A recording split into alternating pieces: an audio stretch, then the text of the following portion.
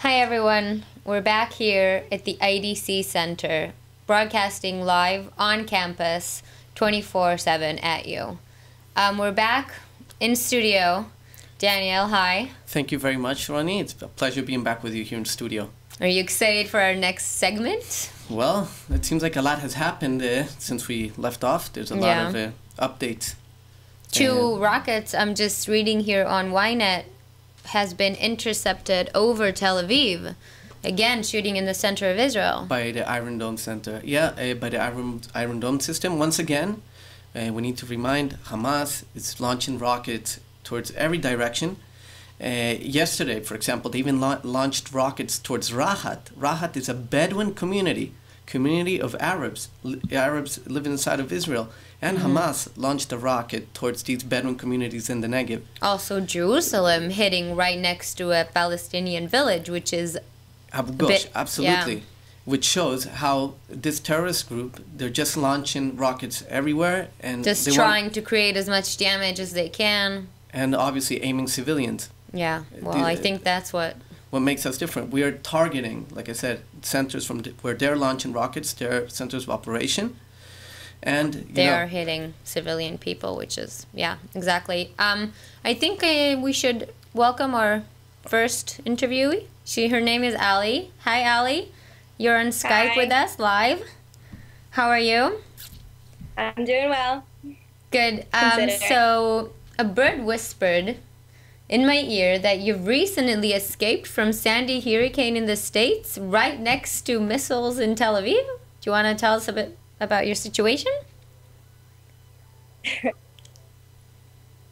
Yeah, I was actually caught in Sandy. My flight was canceled back to Tel Aviv.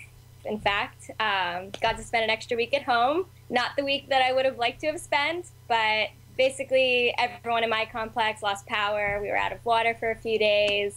In New York, you're saying about New York, about the... I was in New Jersey. Oh, okay. Yeah, so just on the border of New York.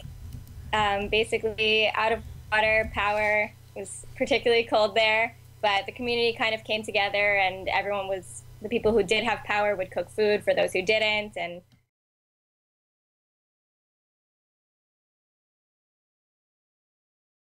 throw 2 words about yourself. What is your connection to Israel?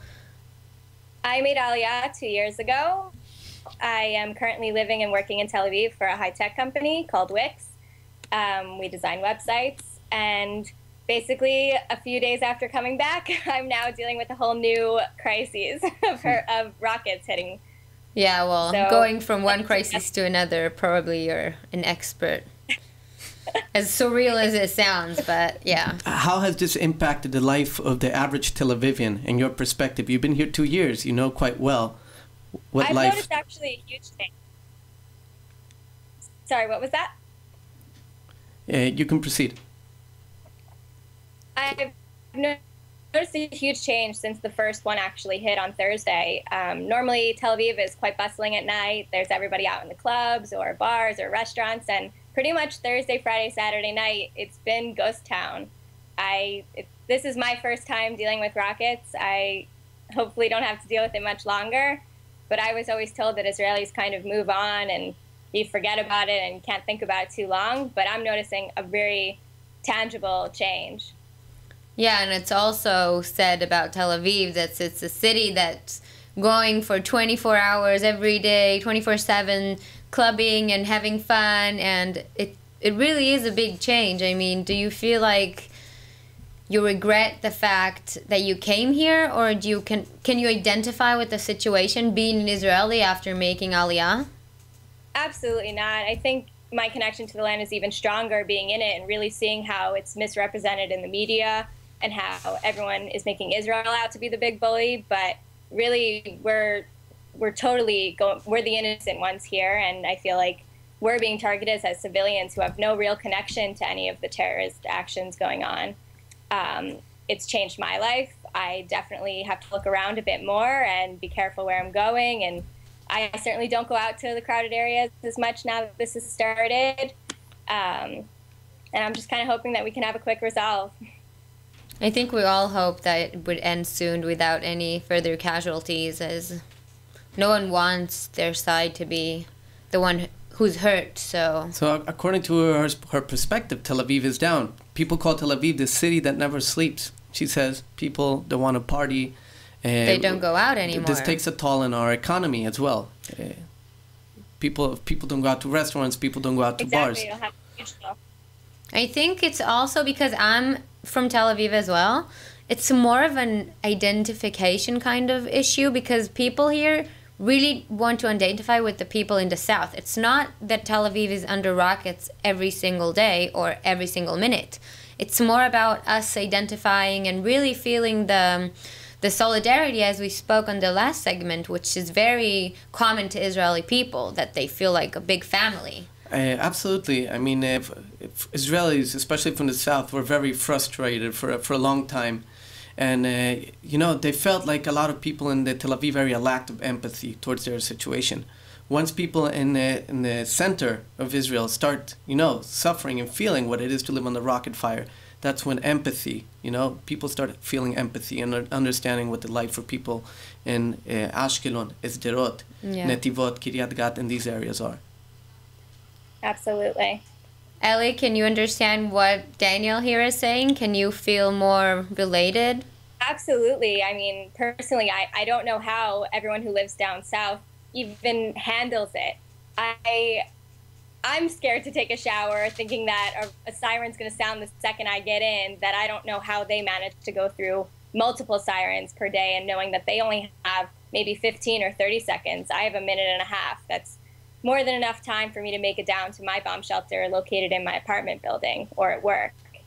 So it's, I definitely sympathize. Ali, maybe you can tell me a little bit about your experience. Hurricane Sandy, the evacuation plans, the way the government took action, and the way Israelis are taking action into their own manners to protect their citizens, the evacuation plans here, how the medical emergency is working here. It's absolutely necessary. I think that New Jersey did a great job. Unfortunately, they were hit and there was major devastation, but they still took the efforts to declare it a state of emergency and get as many people out into safe zones as they could. That I agree that that should translate directly into Israel, that we're being attacked and we need to get our citizens out and move to safety as quickly as possible and stabilize the situation. I mean, so I think no civilian deserves to be under fire constantly. That's true, and I really think that Israelis and Americans can relate now after experiences very different, but I mean, Americans have experienced terrorism as well. Let's remember, you know, True. From the past, September 11th, 2001. Okay. So, Ali, we want to thank you so much for being here with us. We want to show our viewers now, after discussing it, an alarm, a short clip of an alarm going on in Ashdod, so someone who doesn't really know what it's like can also see the video. Feel the empathy and experience. Yeah. Thank you again. Thank you.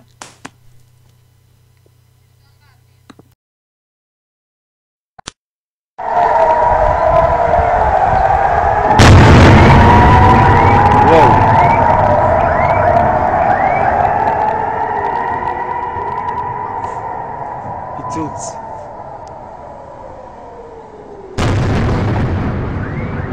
וואו, מה זה? שמע, אני מפחד, אני חוזר לבוא. וואו, וואו, וואו.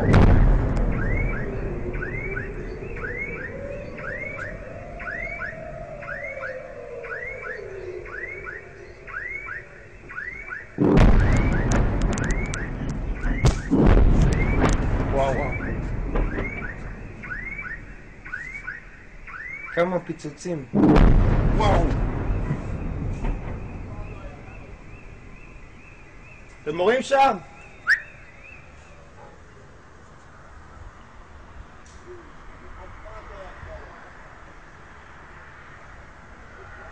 חמש בומים, 6 בומים, ולא יודע בכמה. וואו, וואו, וואו. שמעו, זה על הבוקר באשדוד. איזה מפריד. So we're back. I just want to remind our viewers that if you want to share, if you want to tell us, you can post on the Facebook page, the Israel Under Fire. everything you post we can see online, and we can see it now, so we can respond. And your questions, your doubts. yeah, absolutely. we want people to share with us, because basically we're here for everyone, and we want everyone to be involved as well.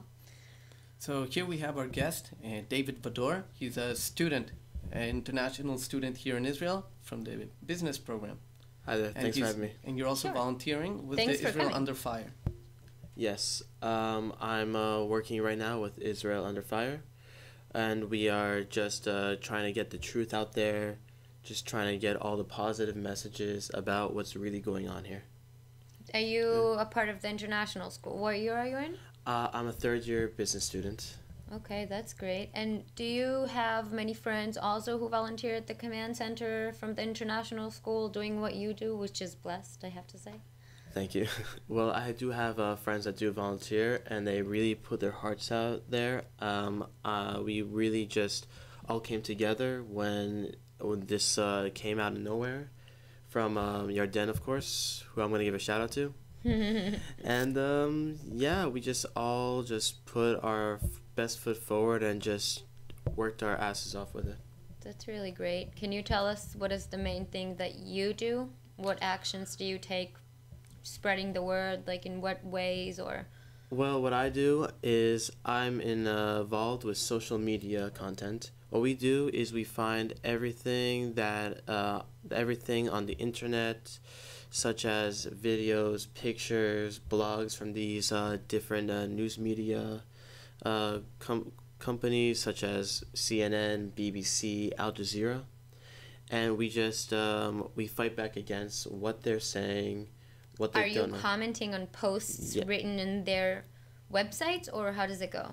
Well, what we do is we comment on posts written to websites. We've actually today we've gotten in contact with one of them with BBC actually, so we'll see where that goes. And right now we're just really just trying to get the Israeli side out there, the truth going for us, that we're here and that we won't be shunned by all these lies. David, maybe you can tell us a little bit about the images going around. There was a few cases. The one of a child injured in Syria that was being used as propaganda. Yes, I've seen that. By Hamas. There was another image, very famous image, going around from which BBC was filming a man being carried by medical services, and 2 minutes later he was walking around as if nothing had happened. So you have a lot of, a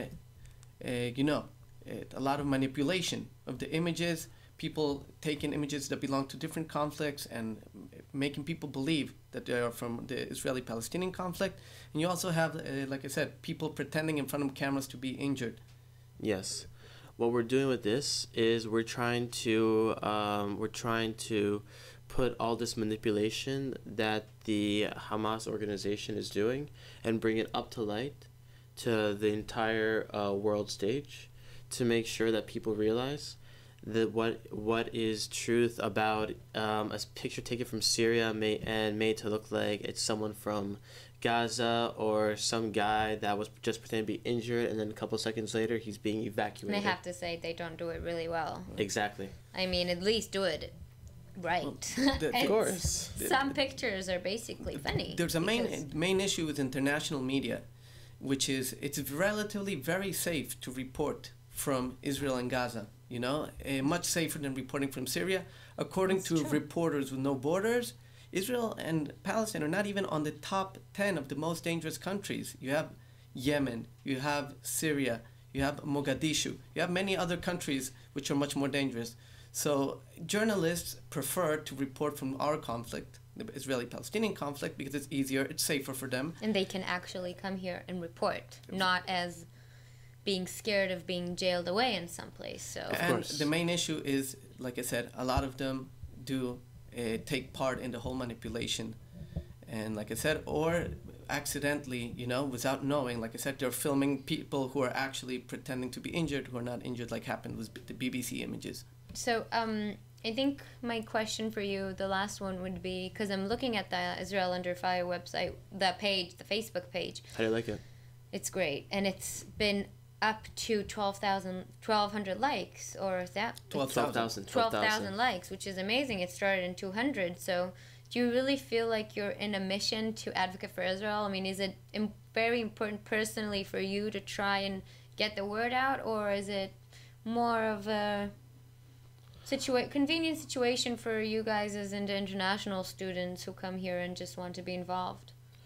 Well, when I first came here to interview yesterday, to volunteer yesterday, I was just gonna take whatever they were gonna give to me. I would have done it, but during the day progressed, we realized that some of us were starting this whole social media war with all these different organizations, and we realized something, that it wasn't just because we were there.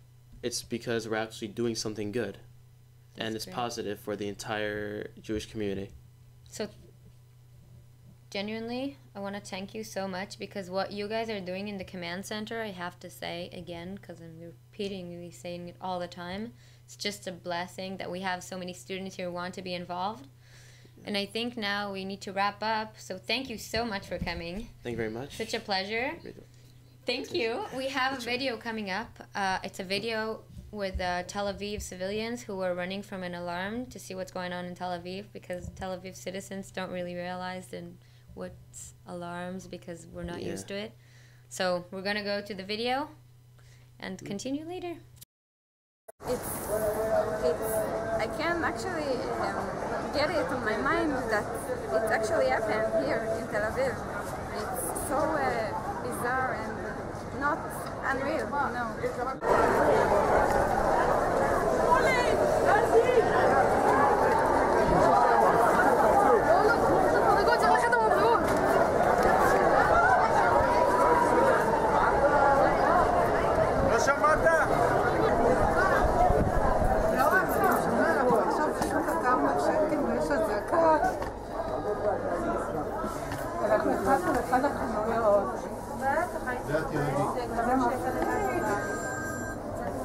כן יוסי.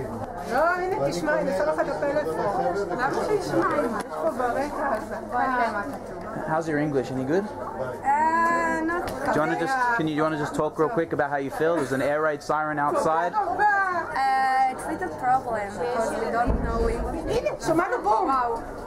שמענו בום עכשיו. It's horrible. It reminds me very bad memories from 20 years ago, and it's terrible. It's really it's horrible. And yet, what are you going to do this afternoon? Oh, I'm going to go back to normal. That's for sure, because we are Tel Avivians. But it's a very bad feeling when I think about all these people that this. At United Hatzolah. Hello, and now we have with us on the line Berger, who is a medic right now reporting from Soroka. In Beersheba. Soroka Hospital in Beersheba, one of the hospitals that are most busy these days right now, since it's in the south. Ellie, can you hear us? I hear you very well. Hi, Ellie. How are you these days? Could be better. Could be better, huh? Give us maybe you can tell us a little bit about the situation, the level of stress in the hospital, the amount of action you guys have these days. Well, this is something everyone in Israel feels the same.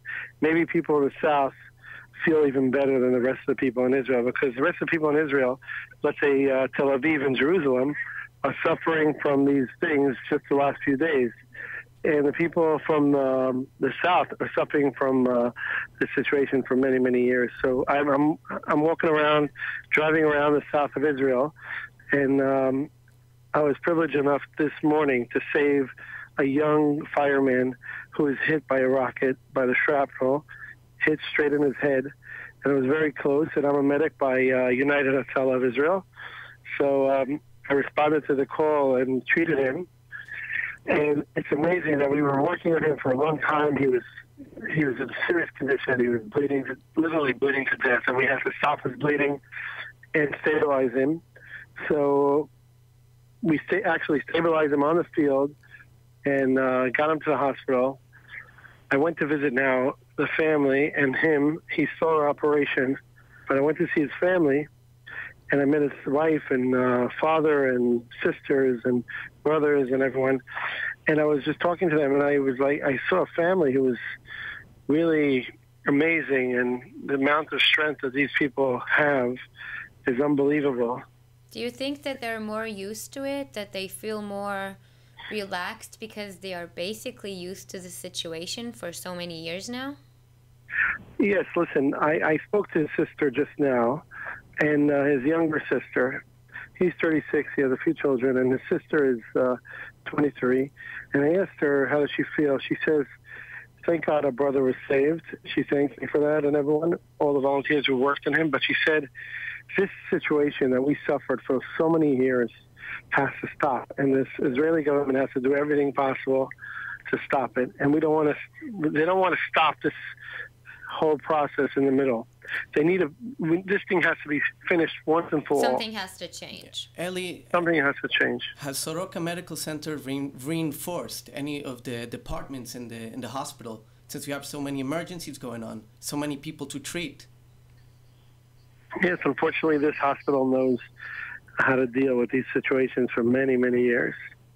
It used to be many years ago. Gaza used to be partly, had many Jews living there. So many people then was hurt, and they would bring them to the hospitals. And then many years back, when they actually moved the Jews out of there, so things just got closer to them. They actually know how to deal with these situations for many years. And I don't see anything special now. Have a few dozen people that came here today. They deal with them really nice and they're really professional. And some hospitals in Barzilai also are taking care of patients in Ashkelon. So they have two big hospitals in the south. Eli, we thank you very much for your reporting. Yeah, and we really want to thank you on behalf of all the IDC and all the people here for the great job you're doing, really. So, well, I have a very special connection to IDC since our chairman of United Hatzolah, Mark Gerson, he's also a supporter of IDC, and we have some volunteers in IDC. That's great. Yeah, our students are very involved. Having skills in the medical field as a paramedic is one of the best. It's a blessing for the civilian population in the South. Thank you, Ellie. Thank you so much. We need to wrap up. We're moving now to show another video, I think, to show our viewers exactly the situation from a different perspective. So thank you, Ellie. Okay. Okay. Okay. Okay. So that was... So we just spoke to Eli Vieira. Yeah, that was really an emotional conversation, I think, to hear from people who's in the... We're now going to receive Yuli Edelstein from the Ministry of Public Diplomacy here in Israel. Hello. Hi. Nice to meet you. Nice to meet you. Thank you for coming and joining us here in IDC. My pleasure. So I think it's such an honor for us to have you here because everything we're doing is basically to advocate for Israel and trying to send out the message to all of the people who are listening to us now. Well, that's the reason I'm here, because I was very impressed by the cooperation we were getting from IDC. And there's no doubt that the number of languages spoken on this campus, the number of people coming from different parts of the world, the number of graduates, alumni that IDC has all over the world. We just saw the map used in one of the rooms here.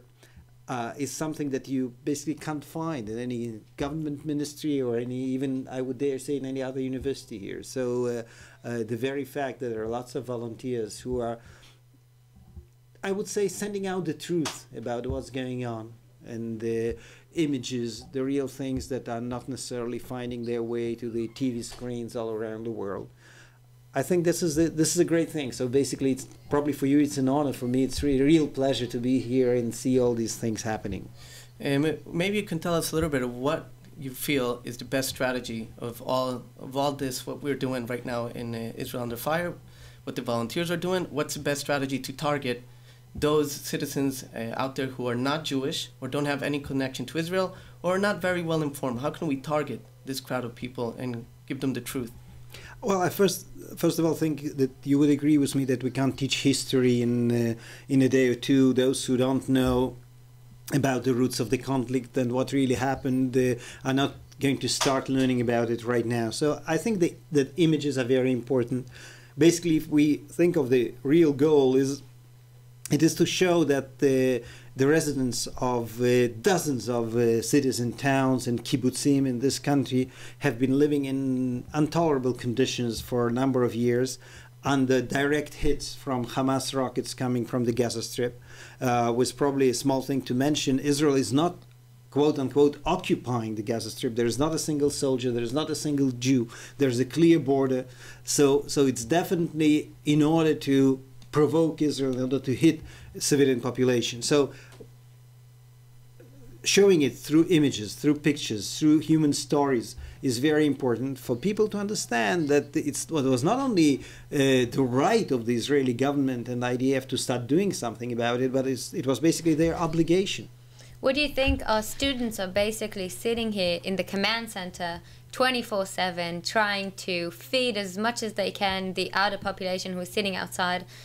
Are you, proud of them? Because really we're volunteering for this effort and we are all here for this cause that is very important to us as Israeli citizens and as students here who have connections all around the world. So what do you think about this thing going on here at the moment? I'm absolutely proud of them. As I've said, that's the reason I'm here, to see them, to say thank you to them. But having said that, I'm definitely very glad that we have these wonderful students, quote unquote, defending, or as you just said, advocating for Israel. That's very important. But I want us all to see the bigger goal. Let's put it this way. If terrorists, or if the bad guys, for the lack of a better definition, can do that to Israel, then basically the sky is the limit in the negative sense of the expression. They can do it to America, France, Great Britain, any other country. If they can call black white and white black so easily and the world would buy it, it's not about Israel. It's about really fighting for democratic values. Just think of a very simple thing. When we say there are no civilian casualties on the other side in Gaza, it means that the Israeli army, IDF, the Israeli pilots are doing a great work. They're trying to hit terrorists and not the civilian population. You look at the other side and what they're proudly saying, we managed to hit 3 people, 3 Zionists in Kiryat Malach. They're even twittering it through the Twitter account of Al-Aqsa Martyrs Brigade. They're twittering, we just shelled the kibbutz. We just shelled they're targeting and they're proud of it. They're showing proudly how they managed to kill 3 young people in Kiryat Malachi, leaving their children without parents. Maybe you can tell us a last quote for all our listeners and our viewers. What's the best quote for us who are there trying to give out the truth to represent the conflict? Is it Golda Meir's quotation? Or? You are stealing my line, and our listeners and viewers will have to say that we didn't coordinate it in advance. I think that Golda Meir said 40-something years ago something that is still very much relevant. When they love their children more than they hate us, peace will be a possibility here in the Middle East. Right now, unfortunately, we're still far from there. And I have one wish, that the Palestinians, who are not our enemies, ordinary people, will get rid of the terrible rule of terrorist gangs, basically, in the Gaza Strip and the parts of Judea and Samaria, will be able to take their lives into their own hands and will start working hard in order to reach peace with us. We are always ready for that. Thank you very much, Mr. Julie Edelstein. Thank you. Thank you so much for coming. We really appreciate it. My pleasure. Thank you. So I think we need to wrap up for our viewers. Tell thank you to everyone who is watching us and listening to us from everywhere. Stay tuned with us. We're going to continue this tomorrow at the same place, the Israel Under Fire, live streaming for here on campus and IDC. And like I said, keep yourself well informed. Yeah. Make sure the sources or the media you're watching is not biased. It's very important to do a lot of research. Keep advocating for Israel, because that's what we're trying to achieve. So I think we can thank all of the people who are listening and viewing us. Stay tuned at the IDC. We're here on Israel Under Fire. Going to broadcast tomorrow as you. Have a good day. Thank you.